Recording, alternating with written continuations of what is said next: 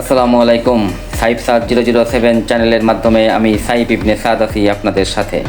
আজ আপনাদেরকে দেখাবো কিভাবে একটি ট্রাক গাড়িকে ওয়াশ করা হয় বা পরিষ্কার পরিচ্ছন্ন করা হয়। গাড়ি যখন নির্ধারিত জায়গা থেকে ট্রিপের জন্য বিভিন্ন জেলা থেকে জেলায় ঘোরে, তখন গাড়িটির ওইভাবে পরিষ্কার পরিচ্ছন্ন করা বা যত্ন করা হয় না। কিন্তু গাড়িটি পুনরায় যখন আবার নির্ধারিত স্থানে ফিরে আসে, তখনই গাড়িটিকে এভাবে পরিষ্কার পরিচ্ছন্ন করা হয়।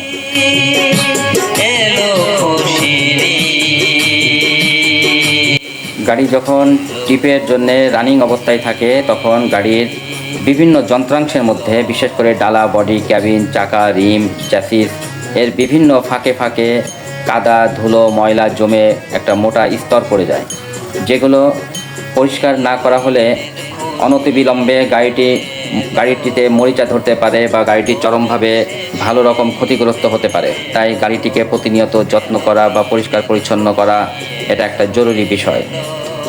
প্রথম অবস্থায় হাইড্রোলিক মেশিনের মাধ্যমে চাপ প্রয়োগ করে এইভাবে পানিকে গাড়ির বিভিন্ন যন্ত্রাংশগুলোর মধ্যে পানি মারা হয়, যাতে শক্ত হয়ে জমে থাকা ময়লা, আবর্জনা, ধুলো, ময়লা, কালি, তেলগুলো যাতে সহজে নরম হয়ে যায় এবং দ্রুত পরিষ্কার হয়।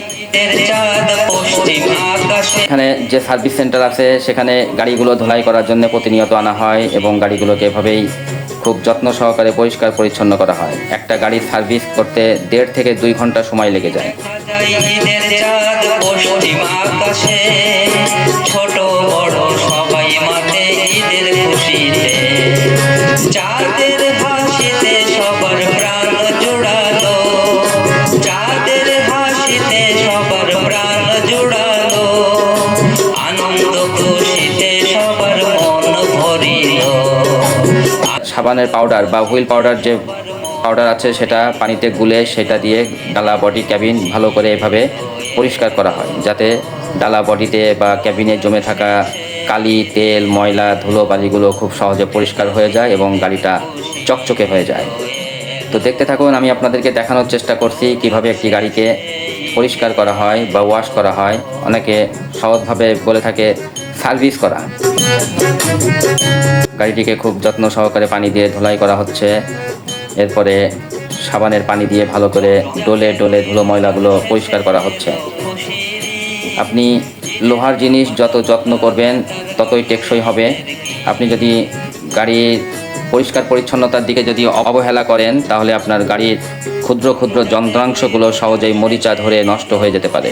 তাই গাড়িটিকে যেভাবে পরিষ্কার পরিচ্ছন্ন করতে হবে, ঠিক তেমনই পরিচর্যাও করতে হবে। গাড়ির সামনে, পিছনে, চারিপাশে ঠিক একই রকম পানি প্রয়োগ করে, প্রেসার দিয়ে পানি দিয়ে নরম করে ধুলো, ময়লা, কালিগুলোকে প্রাথমিক অবস্থায় নরম করা হয়। এরপরে হুইল পাউডার বা সাবানের পানি দিয়ে ভালো করে ধুলাই করা হয়। এরপরে নর্মাল পাইপের মাধ্যমে পানি দিয়ে পুরো গাড়িটাকে পরিষ্কার করা হয়।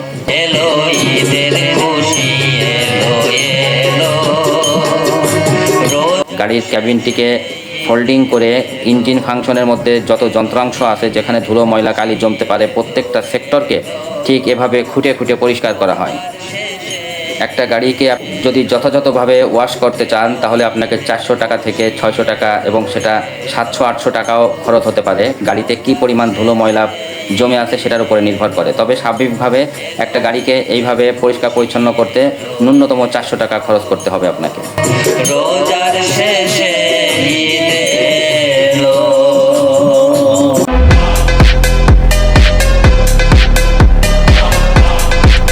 1.5 থেকে 2 ঘন্টা সময় লেগে যায় একটা গাড়িকে পরিপূর্ণভাবে পরিষ্কার করতে। গাড়িগুলোকে পরিষ্কার করার পরে যে ডিজেল তেল আছে, সেই তেল স্প্রে মেশিনের মাধ্যমে গাড়ির পুরো বডিতে ছিটিয়ে দেওয়া হয়, যাতে জমে থাকা পানিগুলো গাড়ির লোহা বা রঙের কোনো ক্ষতি করতে না পারে। এমনকি বাইরে থেকে পরবর্তীতে উড়ে আসা ধুলো ময়লাগুলো যাতে সরাসরি গাড়ির বডিতে জমে থাকতে না পারে।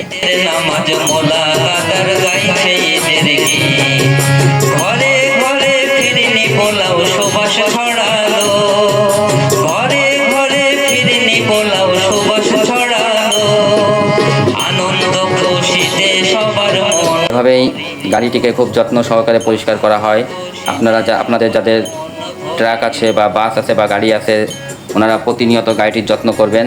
আপনার যত্নে আপনার সম্পদ ভালো থাকবে।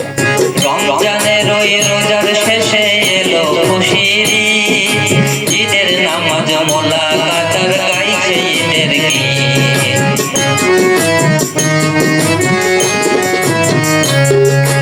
রমজানের ওই রোজার শেষে এলো খুশির ঈদ।